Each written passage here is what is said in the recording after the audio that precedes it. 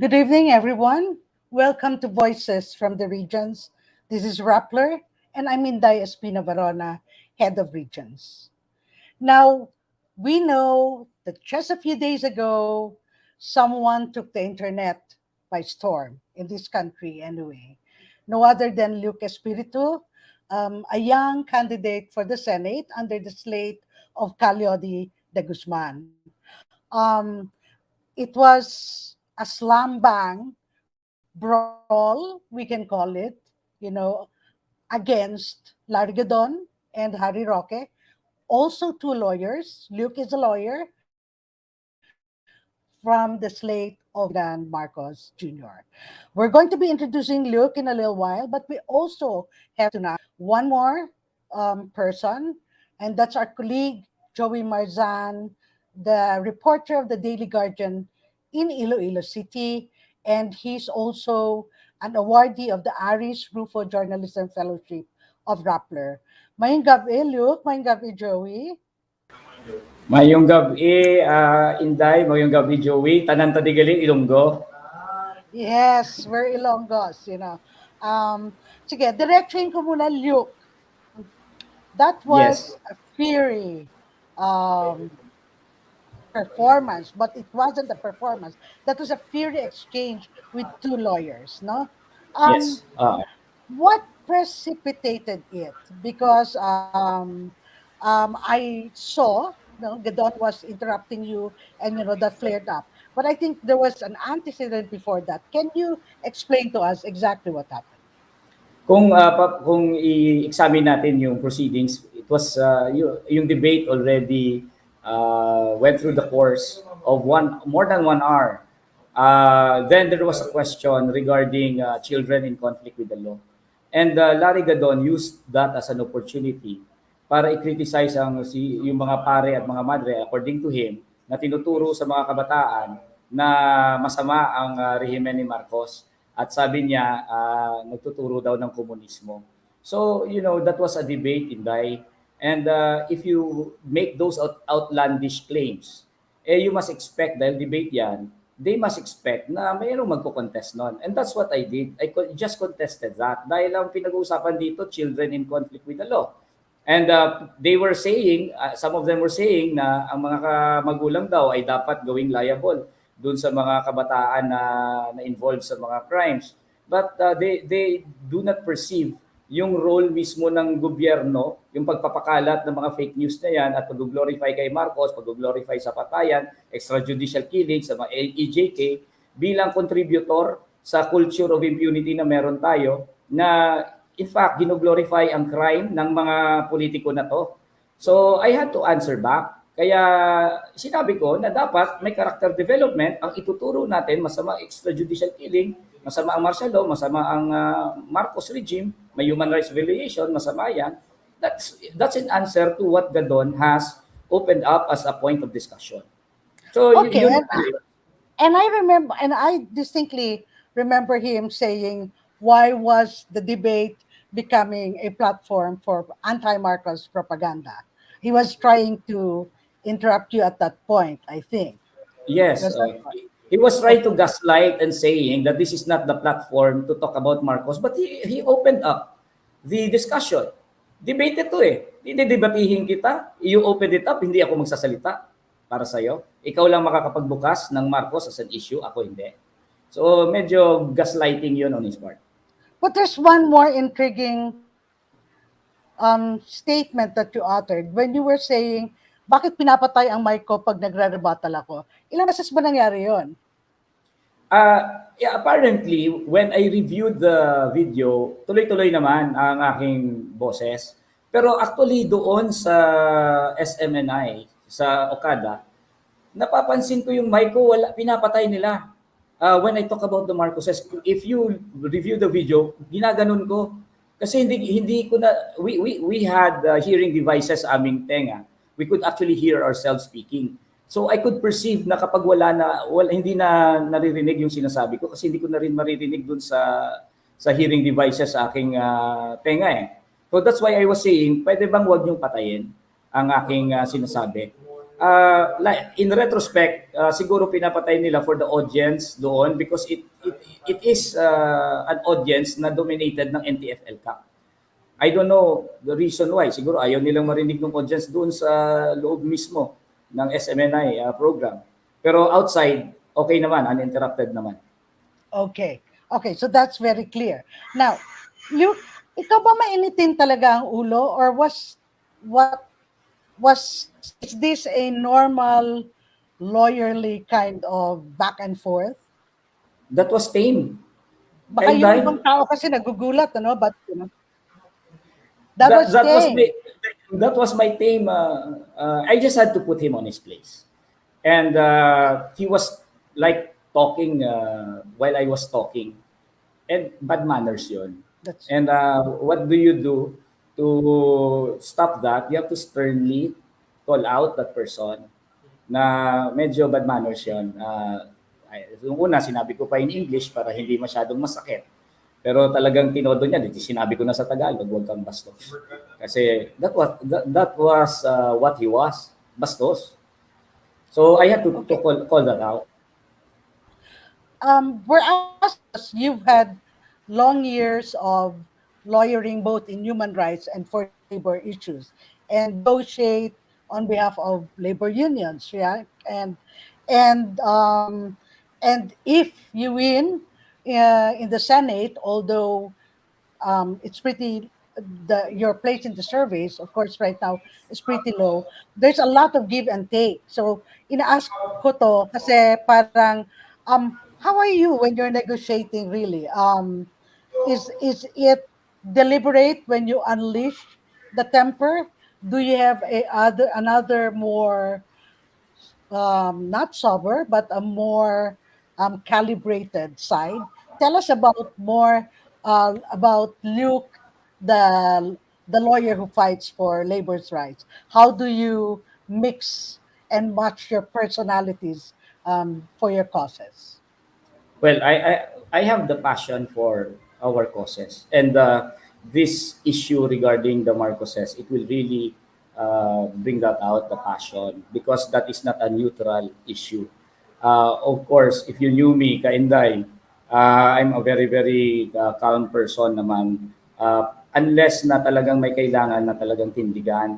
Kasi pag may kailangan tindigan, hindi naman tayo pwede, napapayagan natin yung mga masasama. So it's not really something that you can switch on or switch off. In fact, if you review kung anong nangyari doon, it was really occasioned by the behavior of Larry Gadon.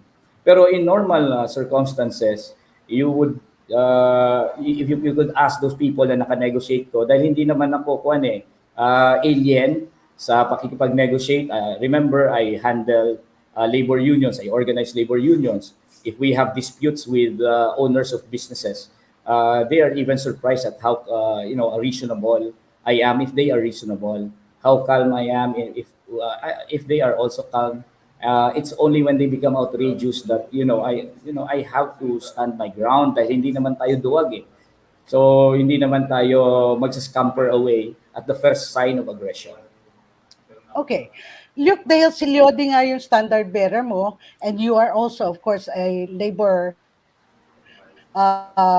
lawyer and a labor leader, na gusto ko lang i-raise yung sinabi ni Montemayor during their debate no with Calyodi at the time na parang sinasabi niya na minsan ang hirap ng mga activist labor unions and activist legislators tulad mo siguro or executive officials dahil nadedehado ang negosyo and baka maaring lalong lumala yung economic crisis sa bansa. So explain to us how can you push the rights of the working class without bringing the entire um, edifice that creates goods and capital down. So paano tinitimpla to ng isang Luke Espiritu?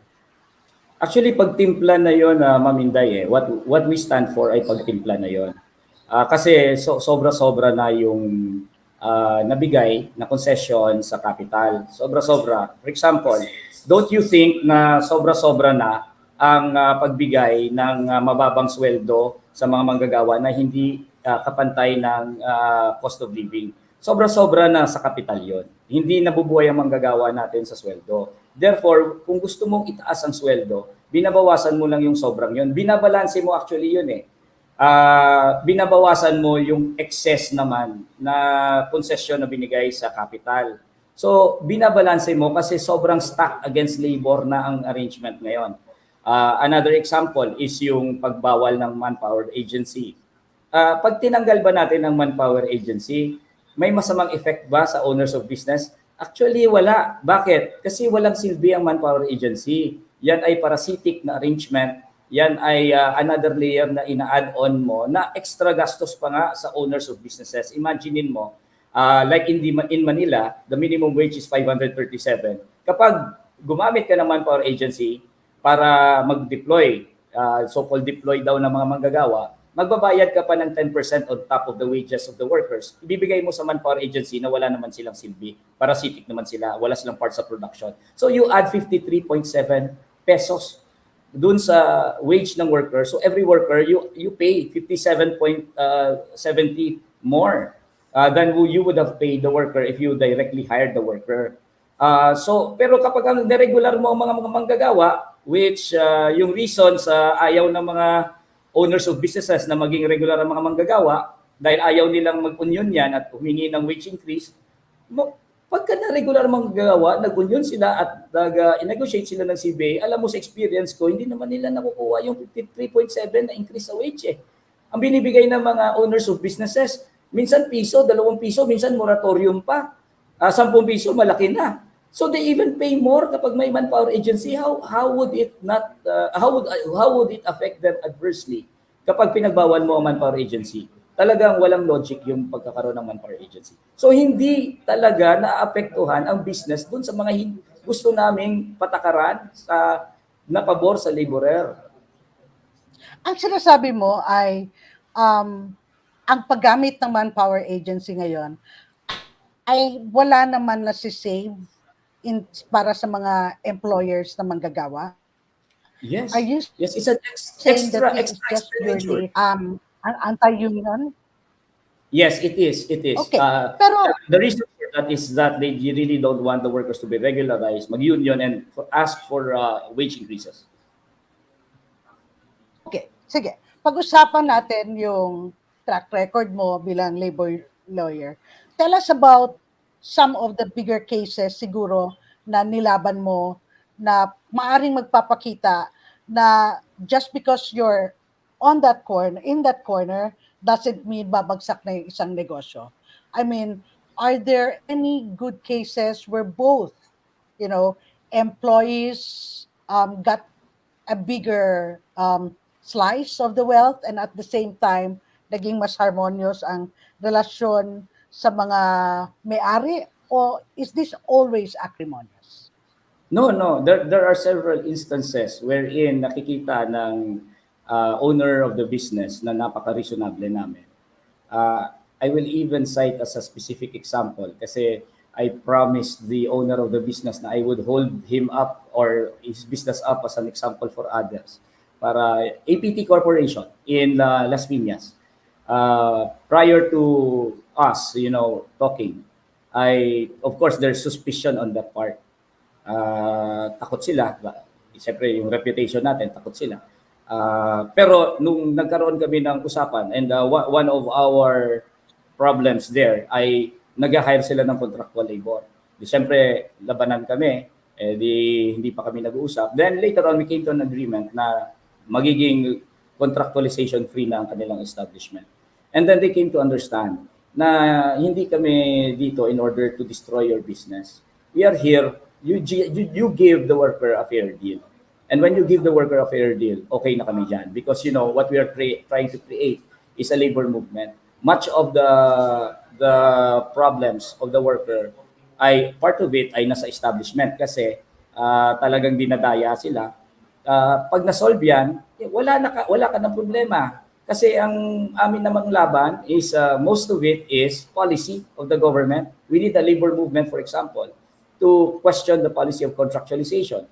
Eh hindi lang naman establishment-based yung contractualization, kundi DOLE regulation yan. So we need a worker movement in order to change policy, the policy of the government in that. Even oil price increases is our concern. I am the president of the Bukluran ng Manggagawang Pilipino, and we're not limited to establishment-based struggles. Most of our struggles are outside. So sinasabi ko sa kanila, ano bang kinakatakutan nyo at ano ang may suspicion kayo? Guguluhin namin kayo? Of course not. Ito lang ang minimum na hiningi namin. Bigay nyo yan. Wala tayong problema. And until now, we have good relations. That's an example of how you don't compromise the interest of the worker. You don't compromise, and then they will get to understand na yung fears nila about us handling their unions ay unfounded. Okay. That's impeding You, corporation. paano ka napadpad sa activism sa labor law? Full disclosure para sa mga nanonood, si Luke kasi galing sa Bacolod, and I do know his family. No? His father is a very well-known lawyer sa Bacolod, and actually kaklase ko yung ate ni Luke. No? Luke, Lasal, Ateneo. So, and your parents were pretty religious, no? Paano ka napunta sa activism? I was born during the Marcos time, Kainday. Therefore, it cannot be avoided that you're gonna be politicized at the time.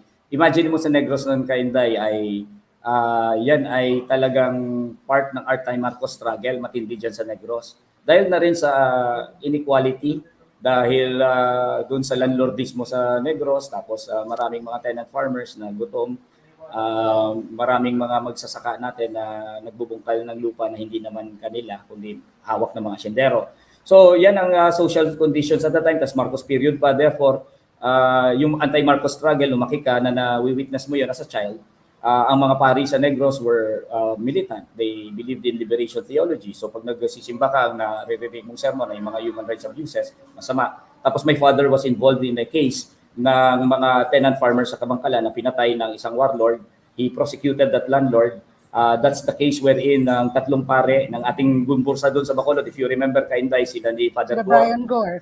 Father O'Brien. We visited them in prison. And growing up, being a witness to these things. Tapos yung mga victim pa ng human rights violation, kapitbahay mo lang, may madre doon sa aming lugar na pinatay. Nakikita mo to, so lumaki ka na alam mo na nakatanim sa utak mo, masama ang pagpatay ng gobyerno, ng civilian, masama ang human rights violation, masama ang dictatorship, masama si Marcos.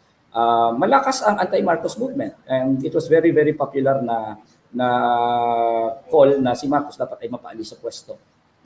So growing up, pero bata pa ako noon, so I was not involved in activism, but I had the upbringing that will later on bring me face to face with being an activist. When I grew up, 1990s, wala na yung Soviet Union, medyo lumupa rin ang aktivismo. When I entered the Ateneo, wala. But then I was already an activist at heart.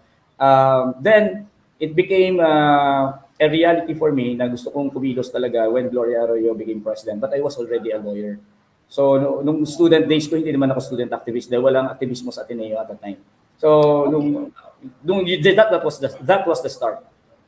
So, iba yung, when you're a lawyer, you take pro bono cases, then you go back to your lawyering, whether it's corporate or other stuff. But when you Yes. became a full-time activist lawyer, how did your family react to that? Well, my father was worried when he was alive. I was worried about it, but of course, I had my own decisions. And unique ang case ko, kinda because I was already a lawyer employed in a big law firm. Yung law firm din ang kasama nating Ilonggo, si Frank Chavez at the time. Tapos in 2008, I resigned in order to become full-time in the mass movement. And then tuloy-tuloy yan, even if wala tayong kinikitang matindi, I just handle cases every now and then. Pero most of my time really was doon sa mass movement until I became president of Bukluran ng Manggagawang Pilipino in 2018. And prior to that, I became president of Solidarity of Unions in the Philippines for empowerment and reforms. So yun yung aking trajectory. My father was so worried about it. Of course, sinasabi niya, naghihinayang siya because I was a lawyer and then hindi ko ginagamit yung pagka-lawyer ko in order to build a career. Okay. So, both labor lawyer and human rights lawyer, um, sa atin, sa Visayas, no? And even in Mindanao, ang dami nang napaslang in the last 6 years. Of course, maraming pinaslang as you rattled off Amnesty International figures during that debate. But in the last 6 years, so many activists, around almost 300 activists, including recently, no, si Sara Alvarez sa Negros and si Chad Bo. Ano ang tayo, no, ninyo sa inyong organisasyon, sa Lakas, partido ng uh, Lakas. Lakas. Lakas ng Masa at BMP. ang BMP. Okay. Yes. Ano yung tayo nyo sa continuing human rights violations at paano kayo kumikilos para um, medyo kumonte itong pagpaslang at pagharas ng mga aktivista? Yes, we condemn the EJ case and the culture of impunity doon. Hindi to isolated sa kung ano sino lang na grupo. Of course, we know that our security forces, concentrate nila yung atake nila doon sa KMU, mga kasama rin natin sa labor movement pero sa ibang grupo. Doon sa mga allied groups doon sa KMU. Pero hindi ito, ang effect nito, although hindi kami directly attack sa BMT na pinapatay, uh, it will spill over to us. Kasi you will be building a culture of impunity. And if it is a culture of impunity, walang rules yan. So, kapag walang rules yan, pwede ba namang sabihin nila, ay, ikukuhan lang namin to, itatarget lang namin ang isang grupo dito ng mga aktivista. Pero itong ibang aktivista na ito, ay hindi namin to tatargetin. Of course not. Wala ngang rules eh. And we pretty much feel already the impact of the culture of impunity that we have, especially with the fact na meron tayong anti-terror law. Binabudgetan ang mga yung mga activities up to down to the barangay level, whole of nation approach sila. Therefore, kapag ikaw ay nagreklamo na, organisasyong pagmanggagawa ka, di lahat na tayo dyan sa ground. So, nandun kami sa Valenzuela, inorganisa namin ng mga manggagawa at nagwewelga kami. Siyempre, i-report nila yun na terrorist activity yun. Walang distinction sa atin. Lahat tayo biktima dito. Therefore, itong culture impunity na to, uubusin tayo lahat nito. Hindi lang tayo mga aktivista, lahat ng lumalaban. So we have to fight it. And so even if we do know, of course, that there's some little differences, little or big differences between different labor movements, pero tama bang sabihin na kapag usaping human rights, ay nagsasama-sama kayo at pag sa usaping labor rights, ay yes, you have worked together, right, with other different labor affiliates? We have labor unity projects. In fact, in 2019, we formed a Senate slate of labor leaders from BMP, from KMU, from FFW. So nandun si Calyodi, kasama niya si Nery Colmenares, kasama niya si Sunny Matula, nagsama-sama sila sa Senate slate. And that unity is still ongoing until now. Yung laban sa kontraktualisasyon, magkakasama kami lahat dyan.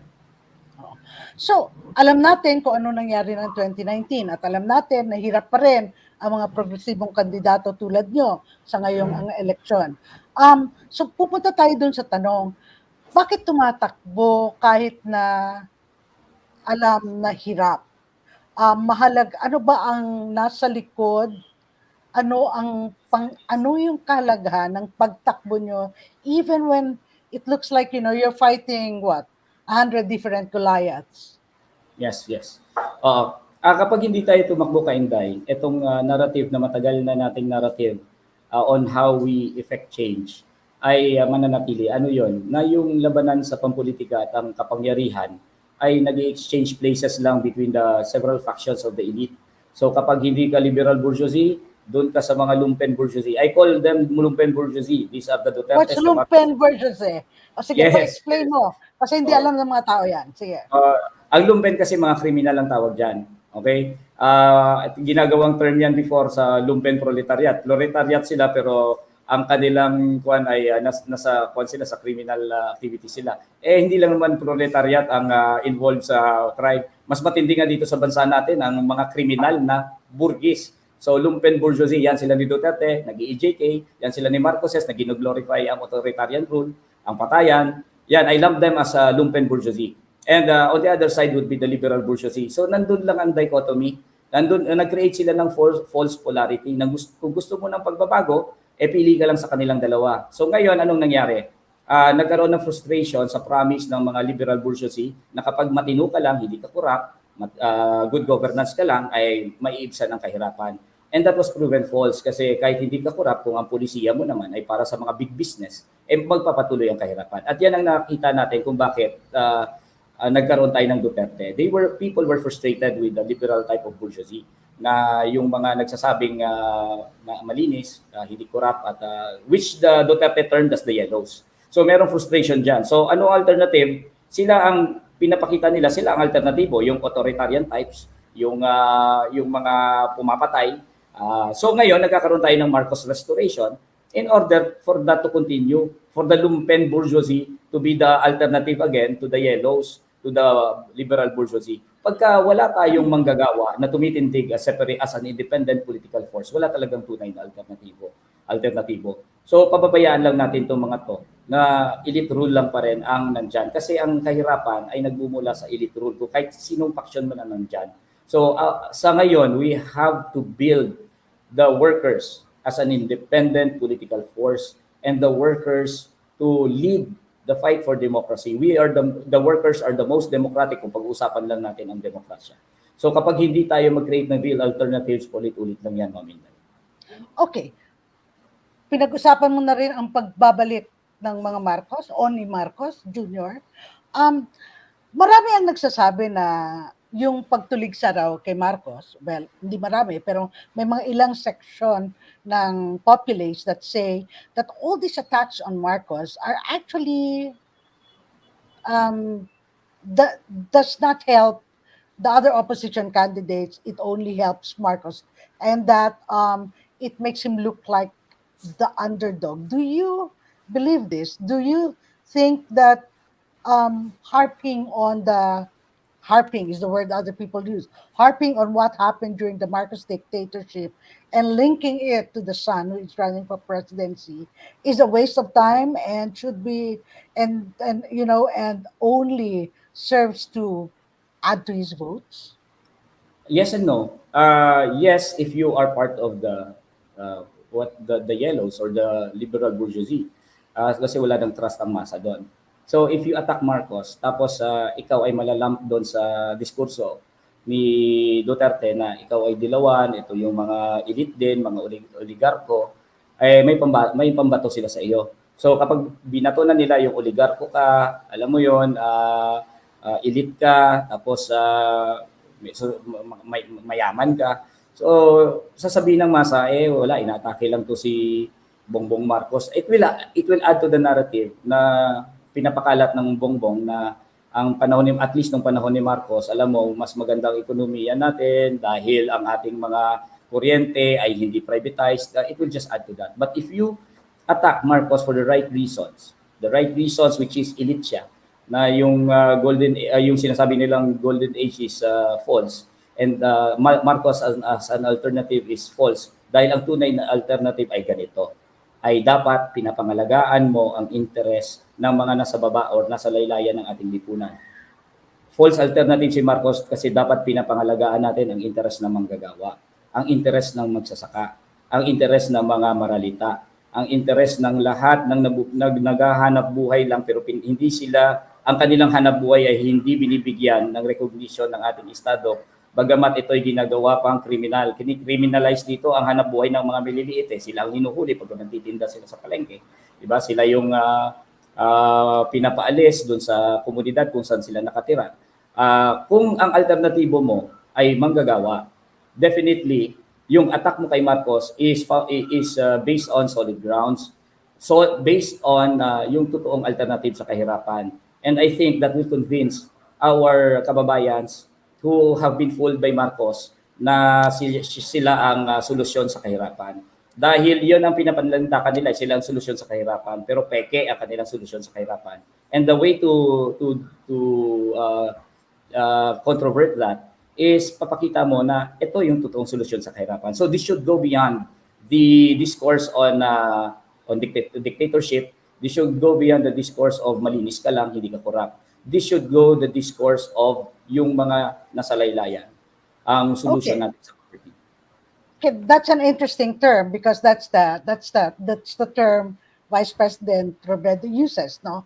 But question ko lang talaga kasi hindi naman nagkulang ang mga activists from hammering on about the not just the human rights abuses but the economic injustices of the Marcos regime for 2 decades, no? Bakit, Luke? Why does he still remain so high in the surveys? I mean, I'm not going to dispute the surveys. I will take them at face value. If all these years people have been criticizing that dictatorship, why is the son of the dictator very high in the surveys? What does it say about our people? It can't just be this, you know, it can't just be alienation. What else can be the reason for this? It's the desperation, Ma'am Inday. It's the desperation that the majority of our people feel. And makes them vulnerable to false promises, false solutions. I always make the analogy of the pyramiding scheme or scam. Kung ikaw ay desperado, madali kang lokohin ng mga pyramiding schemes na yan.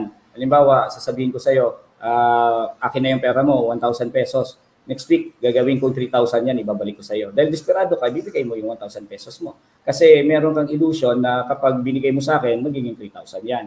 And that type of a desperation ay ginagamit talaga ng mga Marcos. Imagine mo yung mga trolls niya. Bakit sa tingin natin na pinapakalat ng mga trolls niya, mga fantastic claims na talaga, talagang patently fantastic. Yung mga Talyano gold na binayaran daw si Marcos Sr. ng gold ni Talyano, si Talyano ang may-ari ng buong Pilipinas, at ang gold na ito ay gagamitin ni Bongbong Marcos para bayaran ang utang ng Pilipinas. Hindi nila, of course, hindi ginagawang official ng Marcos yan. Pero pinapalaganap ng mga trolls nila yan. Kasi alam nila may market para doon kasi desperado eh. So it makes you vulnerable to being fooled by false promises. And yan ang nakikita ko na bakit nagre-respond kay Bongbong Marcos. Kasi sa isang iglap, pinapakita niya sa iyo sa isang liglap, mawawala ang kahirapan mo. And that is really what is at stake. Paano ba maiibsan o paano ba masusolusyonan ang kahirapan? Okay, Between, Luke, let me yes, let me break in. Isang iglap, may solusyon ang problema mo, ang kahirapan mo.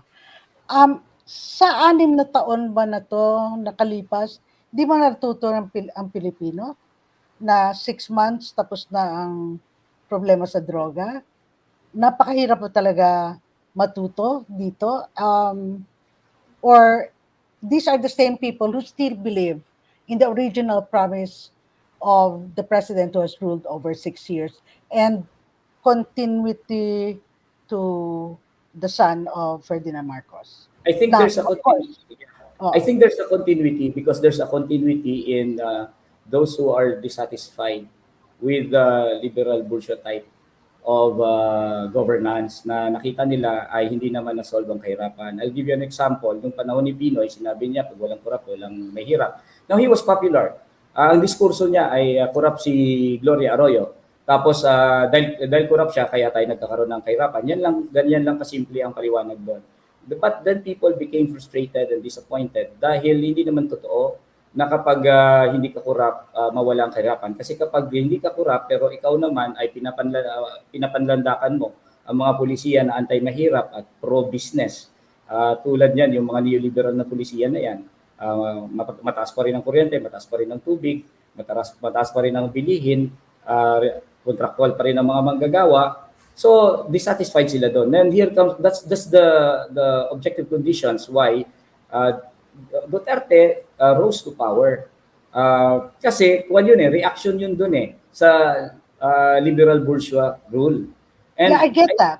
yes, But and I think go yung ahead. ganun pa rin yung base of support ni Bongbong Marcos kasi actively si Bongbong Marcos ay bitbit niya pa rin yung anti-oligarchy na diskurso ni Duterte. So may konting pag-differentiate sila doon sa liberal bourgeoisie, galit pa rin lahat sa liberal bourgeoisie, galit pa rin sa yellow. So bitbit pa rin ni Marcos yon, and at the same time nilapatan niya ng pantasya na kapag siya ay nanalo, mawawala ang kahirapan. Hindi, yun na nga yung question ko. Of course, hindi perfecto ang past administration. Maraming kakulangan. As you say, maraming disappointed. But in the last 6 years of Duterte, Liu, it's not like he's actually improved the lives of That's correct. Filipinos, right? So, That's correct. bakit may paniniwala pa rin? At bakit gustong idugtong ito? Yes. Yun ang tinatanong ng maraming hindi makuha kung bakit nangyayari ito. May momentum pa rin talaga ang anti-dilaw na diskurso. May momentum talaga yon until now, and we still feel that momentum. But I'm pretty sure when Bongbong Marcos becomes elected, then what will be the result? The result will be people will be disappointed, hindi totoo na kapag authoritarian, populist or whatever, ay maibsa ng kahirapan. And then people will realize na false alternative ito. So, yung come-upans ba, ay it will come in the future. Kasi ngayon, ang momentum pa rin nung anti-dilaw sentiment ay nandyan. And still, they still ride on the wave of that. And still build upon that. Pero of course, you cannot fool people all the time. I'm pretty sure, pag nanalo yan si Bongbong Marcos, and he won't be able to deliver on those fantastic claims that pinapakalat nila ngayon. Hindi pa rin maiibsan ng kahirapan because the fact of the matter is, ay sila pa rin ay burgesya rin. Diba? So Okay. later on, pretty sure later on, that's why I'm saying history is on our side. Because we should be the alternative. Manggagawa naman. Okay, gusto ko lang i-parse out yan, Luke, ha. Number one, naniniwala ka na si Bongbong Marcos ang mananalo. Tama bang kuha ko? I won't be as bold as saying that. The survey says na ganon. And ayaw man natin so hindi. Although the surveys, hindi naman yan certainty, inherent naman sa surveys yan na hindi yan eksaktong-eksakto. Pero Okay. inherent din sa surveys na scientifically arrived at yan. Di ba? Okay. So, what I'm saying, parati kong itong sinasabi, ang attitude dapat natin dyan ay pessimism of the intellect but optimism of the will. That's from Antonio Gramsci. Ibig sabihin, pag tinitingnan mo yan, kahit yung mga uncomfortable truths ay dapat mong i-take into consideration, pero optimism of the will, it must not discourage you from still finding out ways, tactics, and strategies para sumpuin yan, and you will arrive at final victory. But we have the job or the obligation to make the process quicker. That's why hindi ko pa rin sasabihin yan na mananalo siya because we have the job right now to make the process quicker, meaning to say make our people realize na false alternative si Bongbong Marcos. Okay. Was that why you fielded a slate? Was that why Leody ran and you ran? Of course, the Senate, you've been running, there's always been a slate. Is that why Leody and Walden ran? Because you are getting ready in the event that the son of the dictator wins and then exacerbates the cycle of injustice and human rights abuses. And you want to be there to what afterwards to be able to galvanize forces faster? Tama ba yung Again, kuha ko? the answer is yes and no. No, the no part is this is a campaign to win. We are not here merely to do propaganda.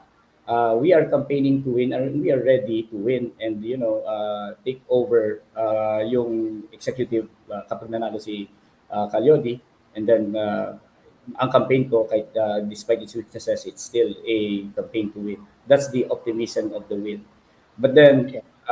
the yes part is sabi ko nga, our job is to make the process quicker. If we can do it before the election day, then so much the better. But if not, we won't be discouraged. We will still fight until we achieve final victory. Okay. Thank you very much, Luke Espiritu, optimism of the will. And what was that before that? What was the phrase? Pessimism of the intellect and optimism of the will. Okay. In short, we're in for a long haul if Luke Espiritu's forecast is going to but remain true. but we should make the process quicker. Okay, but we should make the process quicker. Very quickly, sa Ilonggo, istorya ang mga taga Iloilo kag Negros, and then we'll be calling Joey because we're running out of time to talk about things in Iloilo. Just speak briefly to them how important it is not to lose hope and not to give up the fight. Oh, sa mga ka-Ilonggo ko diyan, when I went to Bacolod, bilib na bilib ako sa mga kabataang Ilonggo, sa kanilang progressive na pag-iisip at I could see the hope in the Ilonggo youth, particularly Ilonggo youth. I-prove ta sa ila, hindi niya mapainto ang mga Ilonggo ya. Hindi ta magpainto. Ang mga Ilonggo hinla wala nagapainto. That's a brief message, Ma'am Inday. Thank you so much, Luke. Good night and take care and good Thank luck you to very much. sa next one. Okay. Thank you very much, Ma'am Inday. We're going to call Joey Marzan. Joey, are you there? I'm here, Maminday. Good evening. Hi, Joey. So that was a very interesting interview with a fellow Ilonggo. Ikaw naman, medyo euphoric pa. If I read your report right Mm. kanina, medyo may euphoria pa si Governor Defensor because of the February 25 rally. Tell us about it. You were there. It's supposed to be the biggest rally. How did it feel like being in the middle of all that big throng? You're actually correct in saying that that's actually euphoric, no, and not just for Governor Defensor, but actually for all of us here in Iloilo, no. I think even the non-supporters would say na privately siguro na it was very, it was very energetic. Just to just to state in the words of Governor Defensor, he keeps repeating in his press conference yesterday. He kept saying that he was very engaged by the crowd. For us, it's the first time probably that he shouted in public. The governor, na he's usually known for his calm tone. So Very for malumanay. yeah, very malumanay. So that comes as a shock to even Mara Cepeda from Rappler, who was with me at the media box, no, and other of the journalists from Manila were kind of surprised by the reactions naming mga local journalists dito, na bakit nagtitinginan kami sa isa't isa, and we all had like expressions of shock. And then I told them, kasi we told them about it, na parang pati sila na-amaze din sila na that was like, they heard that Governor Defensor was kind of like raising his voice for the first time ever in public. So ganun yung and the governor himself admitted that yesterday, just to go back, na even until now he's still very engaged, and he had a very and he feels positive about the Robredo campaign here in Iloilo, as we all do actually, kaming nandun. Of course, Lenny won in 2016, we know that. But are there any other issues that has fueled this kind of support from Iloilo? Did it have to do with the attacks that Duterte had on some Iloilo officials? Saan nanggagaling yung hugot ng taga Iloilo? And they came out in such a big force for Lenny. I think as you've said, no. I think one of the factors really is the attacks that Duterte had made in here in Iloilo. The first being calling Iloilo City a shabolized city, making some allegations about Iloilo that na parang pugad ng shabu yung Iloilo. Like that was before, that was early into his term. Likewise, he also called out Iloilo City Mayor Jed Patrick Mabilog, who's currently in Canada, but is actively campaigning for the VP He's in the very president. active on social media, right? Very, He very can active on social media. And when there are Zoom calls, I happen to stumble upon one Zoom call from last year. No, he's actually like very active in the Zoom calls of Robredo supporters. I do remember that was only one Zoom call that I was able to stumble upon, and that was by the Ilonggo doctors and lawyers who invited VP Lenny to speak to them. They were all supportive of her, and uh, Mayor Jed took time to express his support and very fervently campaigned for her. And I think he, if I'm not mistaken, he's currently campaigning for her in Canada right now. So Okay. that's that's really a one big factor. And at the same time, we cannot discount the the OVP projects in Iloilo. She has projects in San Joaquin, Oton, in the towns of San Joaquin, Oton, Maasin, um, in Cabanatuan, Lambunaw. I think if we look at the data of the Office of the Vice President, parang dito ata sa Iloilo isa sa mga pinakamaraming projects ng Angat Buhay. I think that's also one of the reasons why there was loud support for her. Just to cite one, no, Concepcion Mayor Raul Banyas, Yeah. who was one of the earliest mayors who came out for Vice President Lenny Robredo. There he they have they Her office has a project in Concepcion as well. That's why he's just very engaged in supporting her actually. Okay. So last question ko siguro. Um, I mean the entire bulk of the pro Robredo Pangilinan firmament, you know, gold standard na, platinum standard na ang Iloilo. Yan ang tinitingnan. Kaya ba natin ito? Okay. My question is, will this hold? Do you see this kind of support holding? Or will there be may malalagas somewhere along the way? Do you think Marcos has any chance of making inroads in that area? If there are any inroads that Bongbong Marcos can make in this area, it probably would be with the undecideds and the other soft supporters of probably of other candidates, not Lenny Robredo.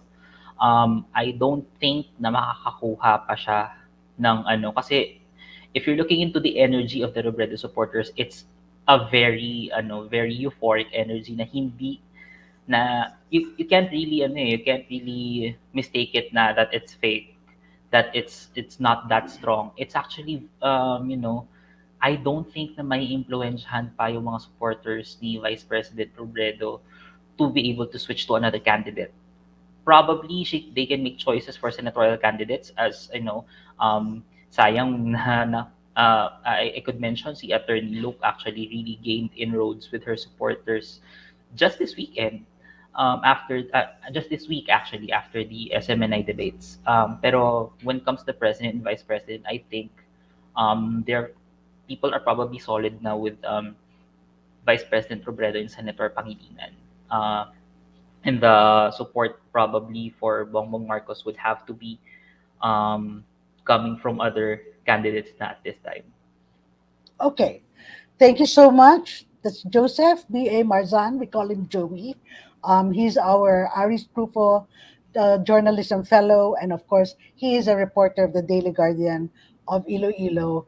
And if you notice, both Luke and Joey, ang pinag-uusapan nila, the need for engagement, the need for persistence action, and of course, the need to believe and to be optimistic that however hard the goal seems to be, you just keep on trucking on. Para po sa Rappler, Voices from the Regions, ako po si Inday Espina Barona. This is Joey Marzan. We're saying good night.